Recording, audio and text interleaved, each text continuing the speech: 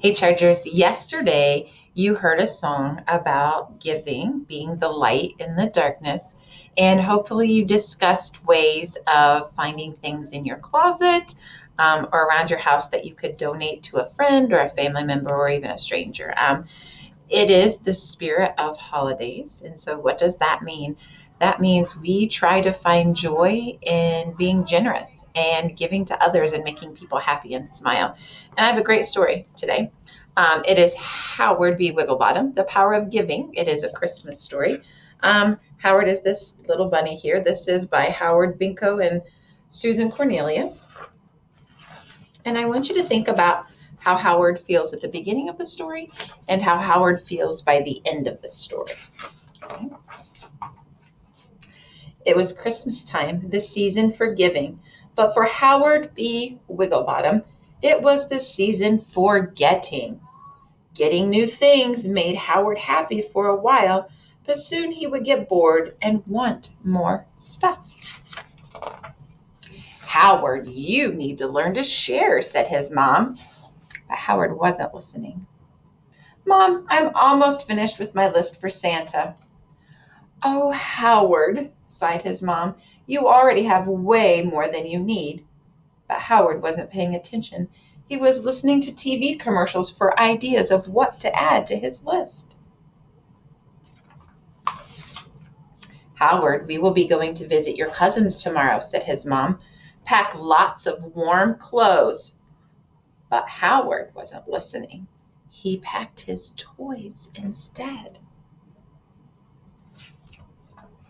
Make a prediction. What do you think Howard is going to do with all those toys when he goes on his trip?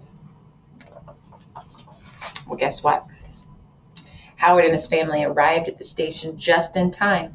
As he was getting on the train, his big bag got caught in the door and the toys spilled all over. When he hopped off to get them, the doors closed and the train left. Howard was all alone.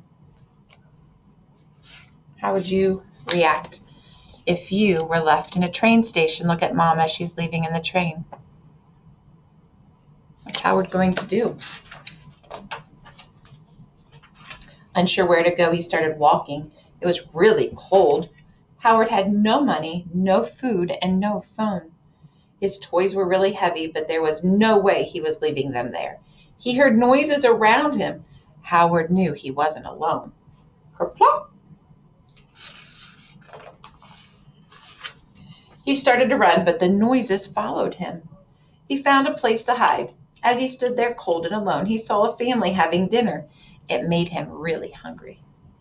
Howard began to cry, and tears froze on his cheeks. He thought, I wish I could be warm at home with my family. Will I ever see them again? He sat down outside the window and soon fell asleep.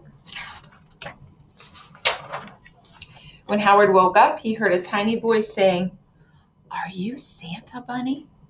I have a letter for you. He jumped up and grabbed his things, yelling, Leave me alone! He was about to run, but he tripped and rolled all the way down a hill. Stuck and unable to move, he watched his toys being grabbed. He tried to scream, but couldn't because his mouth was full of snow. Howard became a giant snowman. Why do you think that these animals are calling him the Santa Bunny? Look at his clothes. Look at Howard as the giant snowman. We just want to help, Santa Bunny, said the birds as they put the toys back in the bag. We love you. Howard felt sad and ashamed. They weren't after his toys. Homeless like him, they were just trying to help. The bluebird gave Howard a piece of paper.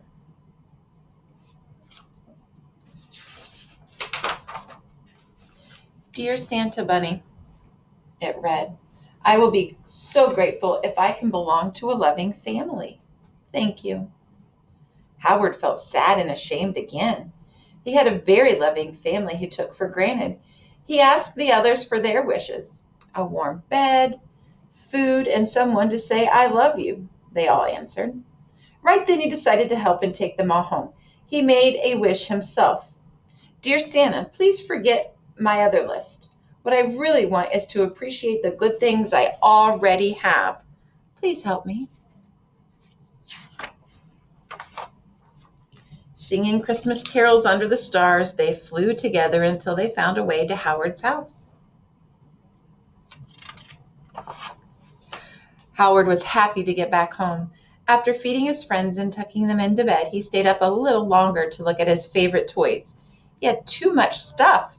Howard picked a special toy for each of his new friends. He couldn't wait to see their faces as they opened the presents. He had never felt this joy before, the joy of giving from the heart. If I could only have my family back again, Howard wished.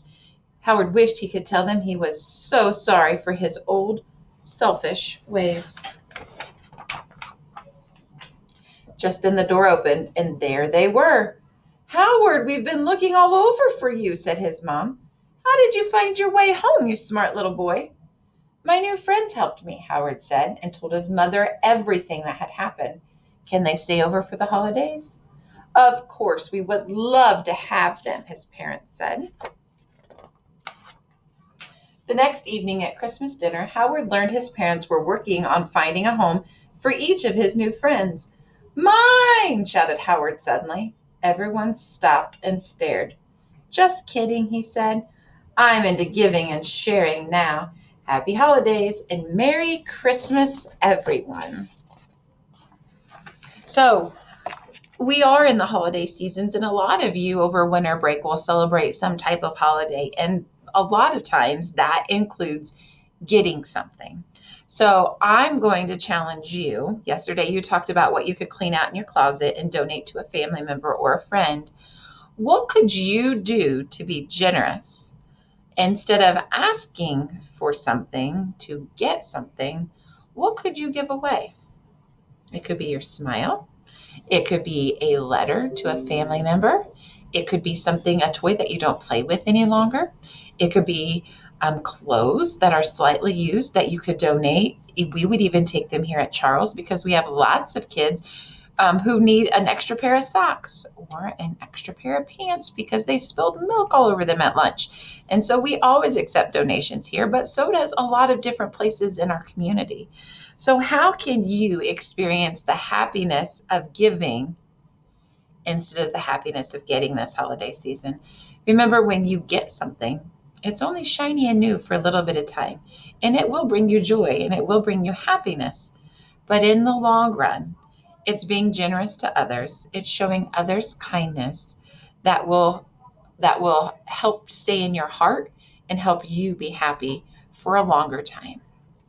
All right, so try to be kind to others, be friendly to friends or people around you that you may not think have friends. Learn to share, especially if you are an older brother or sister and you have a younger brother or sister at home that may want to play with your toys. Try to learn how to share. Be grateful for what you have and help any way you can. All right, Chargers, I enjoyed our story of Howard B Wigglebottom as he learned the great feeling it has to share and to give instead of get.